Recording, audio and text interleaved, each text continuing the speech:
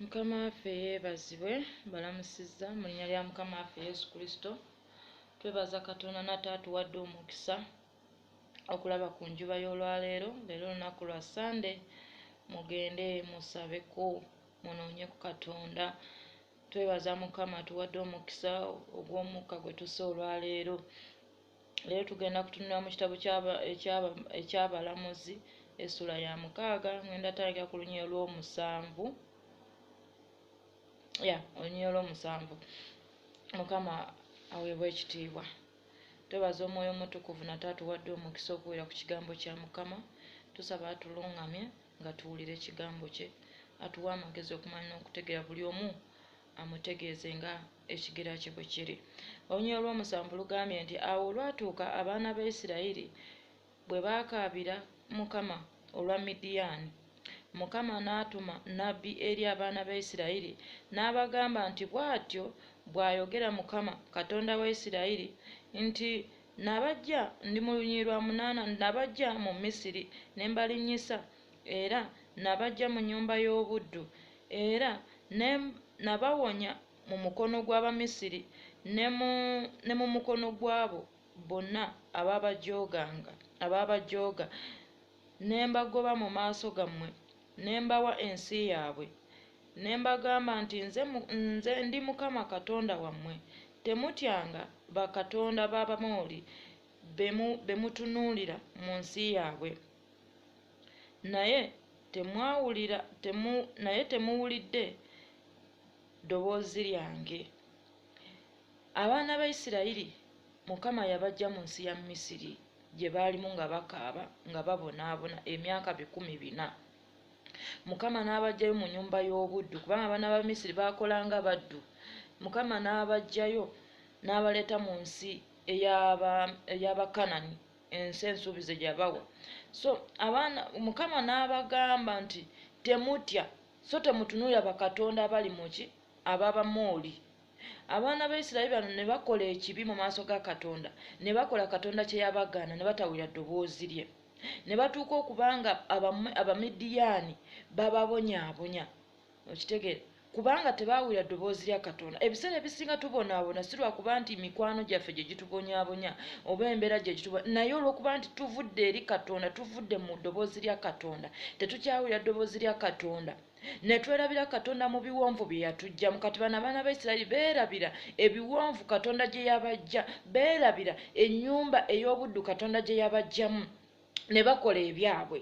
So ebiseera ebisinga Katonda bw'atujja gy'atujja, ate ne tutuuka ekiseera ne tumwerabira, amala n'atusindika n'atuzzaayo.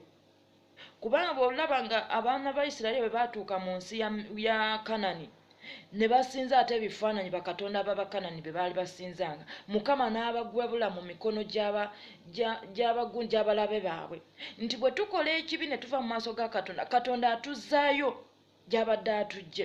Bayibuli ekugamba mu kitabo eky'amateeka essula ya 8 olunyiriri lwa 18 nti onojjukiranga Mukama Katonda wo eyakuwa obuyinza n'amaanyi okufuna obugagga. Naye abantu bwe mutuuse ku mmenza ne mwerabira Katonda abatuusiza ku mmenza, bwe musomosa ebiwonvu ne mwerabira Katonda abasomoseza ebiwonvu, ke kaseera ate kati mukaaba mubonaabona naye ne mutajjukira ani gwe mwasobya.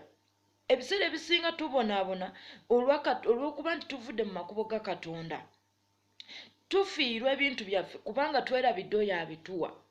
Wali mwavu, wali munaku, wali ng'obonaabona ng'okoola Katonda nga tova mu maaso ga Katonda, ng'omuntu ne bw'akuwa 10 oddukira mu maaso ga Mukama n'omugamba Mukama weebale. Naye kati ssaawa zino ne bw'ofuna omutwalo, ne bw'ofuna akakadde k'ensimbi, tosobola kugamba Mukama nti Mukama nkwebaza kubanga kino gwakimpadde.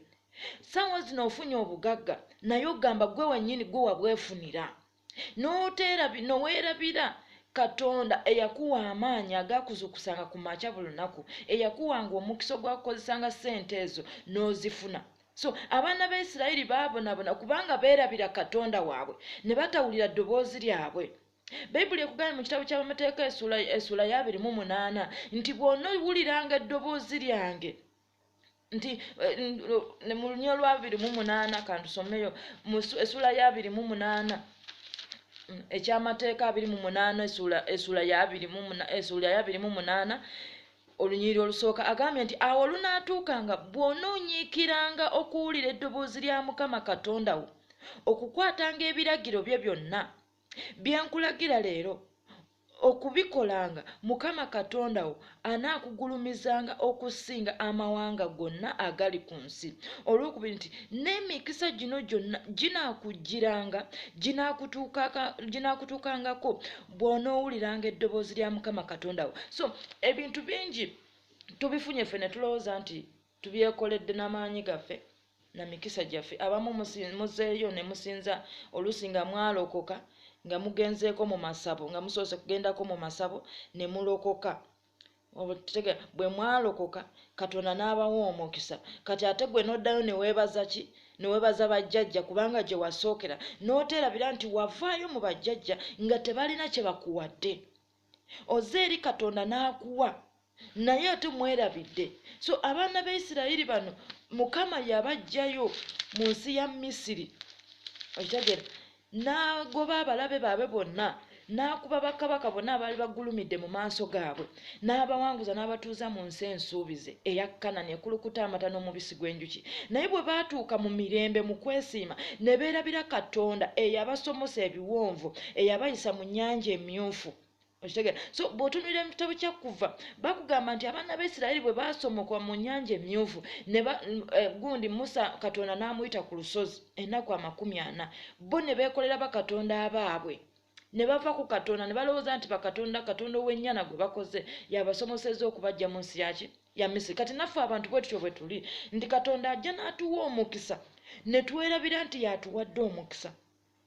Kyokka ate bw'okaaba n'okaabira Katonda naye ng'ate mu kukuwa togenze kwebaza. Bw'otunuulira mu kitabo kya gundi kya Yokaana mulimu abagenge baali 10. Abagenge baali 10 naye nga ow'ekkumi yali mu Samaliya. Naye bwe baalengera Yesu ng'ali wala nnyo ku bo ne bamukaabira ne bamugamba nti Yesu omwana wa Dawudi otusaasire. Kati Yesu n'abagamba mugende mwerage eri bakabona. Kati bwe baali bali mu lugendo lwabwe okugenda eri bakabona ne bawonera mu kkubo, naye tebaatwala mu buvunaanyizibwa kudda eri ono okwebaza ono abawonyezza. Omuntu omu yekka Omusamaliya ye yadda n'avuunama ku bigere bya Yesu n'asinza Katonda olw'okuwonyezebwa kwabwe. Yesu n'abuuza mubadde 19 guliwa? So Katonda atuwa omukisa naye ate ne tumala ne tutabaza, ate olukaaba ne tudda eri Katonda. Bayibuli egamba nti bwe mulidda gye ndi nange naddanga gye bali, munaabeera abantu bange nange naabeera Katonda amwe.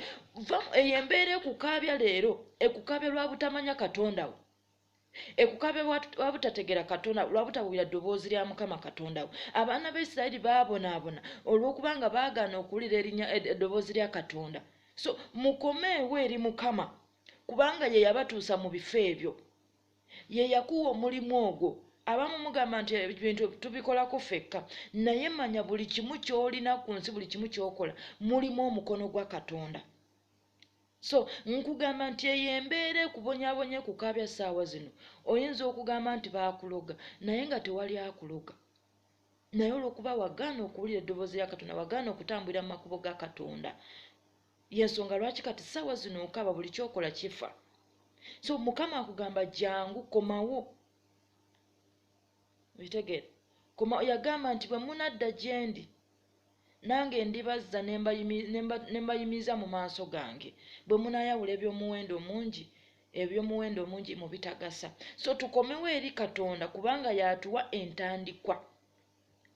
Wali bubi Mukama n'akuyimusa naye omwerabidde kubanga otuuse ku mmenza. Kati ssaawa zino bitandise okuggwaawo, okaaba.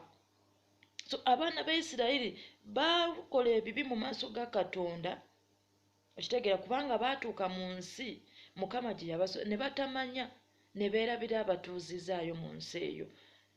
Naye bwe baatuuka okukaaba ne bajjukira nti Mukama Katonda yakoze eki? ye yatutuusiza wano. Katonda mwesigwa.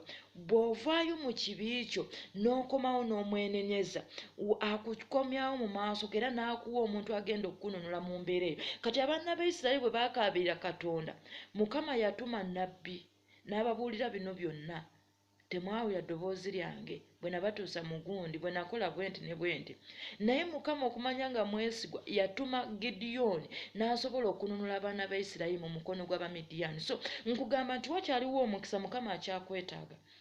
Alina bingi by'ayagala okukulaga, alina bingi by'ayagala okuwa. Singa oba otambulire mu makubo ge, singa olukumi lw'ofuna leero, Mukama yakusobosezza oddukuwa. Omulimu gw'oliko Mukama yakusobosezza okugubeerako, waddembe okukugobesa n'akugamba kati vaawo kubanga tongulumuza. Bayibuli egamba nti alina alyongerwako, n'atalina akatono k'alina kalimuggyibwako ne kaweebwani oli alina. So mbagamba baganda bange, tudde eri Mukama tumanye nti Katonda yatutuusiza mu bifo bye tulimu, yakuwadde omwami oyo, yakuwadde omulimu, yakutuusiza buli wamu. So tuwulire eddoboozi lya Katonda bwe tuba twagala okulya ku birungi bya Mukama. Mbagaliza Sande ennungi, mugende musinze, mugende musabeko, mugende mwebaze Katonda kubanga bangi bafudde. N'essaawa eno wenjogerera waliwo abafudde. Naye twebaza Katonda ffe tetuli balamu.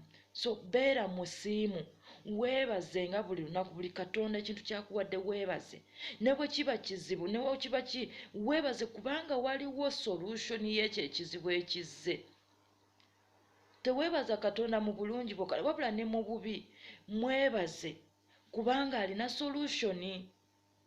Ojja kuŋŋamba nfune ekizibu nfiirwe ate neebaze Katonda. Mwebaze kubanga alina solution. Alina okuwambaatirwa kwagenda okuwambaatira. Sooka otunuulira abantu abatalina magulu, abatalina mikono, naye basanyufu, bayimirira mu bantu ne bagamba neebaza Katonda kino kyendi. Naye gwe olina amagulu, olina emikono, olina buli kimu, naye n'okugamba nti Mukama nkwebaza olw'omubiri gwange kubanga nina byonna, kikulema. Naye ng'abeewalula basiimu mu mitima gyabwe nti bwanti Mukama bwe yayagala mbeere. So buli lwonna okkiriza nti Katonda yatuusiza buli kimu, Katonda agenda kukulwanira. Yobu bwe bintu bye byonna bye byagenda n'atuuka n'okulwala, yasigala yeebaza Katonda, yagamba erinnya lya Mukama lyebazibwe. Mu bizibu bye yafuna, abaana be bafudde, ebyobugagga bye bigenze, naye yasigala yeebaza Katonda. So tulina okwebaza Katonda si mu bulungi bwokka, wabula ne mu bubi weebaze kubanga alina solution gy'aleeta. Mukama abampeera omukisa. Tudde eri Katonda twenenye tutambule ne Mukama kubanga ye solution gye tulina mu bulamu buno. Katonda yamanyi olugendo lwo era yamanyi enteekateeka z'alina gy'oli. Mukama abampeera omukisa. God bless you.